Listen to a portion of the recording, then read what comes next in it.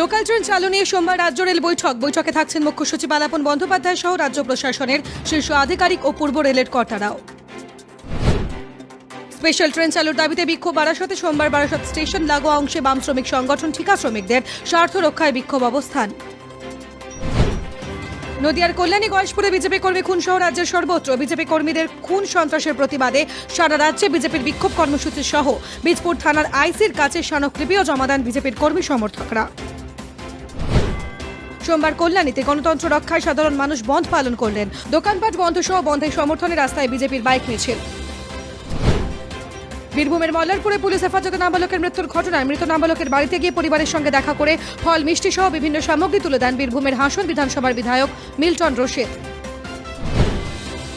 সৌমিত্র চট্টোপাধ্যায়ের শারীরিক অবস্থার বিশেষ পরিবর্তন হল না, তবে নতুন করে জ্বর আসেনি বলে জানান চিকিৎসকরা। দক্ষিণদারি শীতলাপাড়াতে পরপর 4টি বাড়িতে আগুন ভোর রাতে দমকলের 3টি ইঞ্জিনের চেষ্টায় আগুন নিয়ন্ত্রণে আসে। ফারাক্কা ব্যারেজ গান্ধীঘাট পরিষ্কার ও সুন্দর রাখার দায়িত্ব নিজের কাঁধে তুলে নিয়েছেন ফারাক্কা ব্যারেজেরই বাসিন্দা। নিজের ইচ্ছেতেই এই দায়িত্ব নিয়েছেন বাসিন্দা দরুন দাস।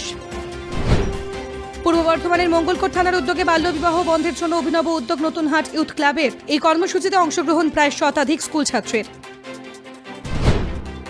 হোম আইসোলেশনে বিশ্ব স্বাস্থ্য সংস্থার প্রধান কোভিড সংক্রমিত ব্যক্তির সংস্পর্শে আসার ফলে এই সিদ্ধান্ত হু প্রধানের, তবে তার এখনো কোনো লক্ষণ দেখা যায়নি।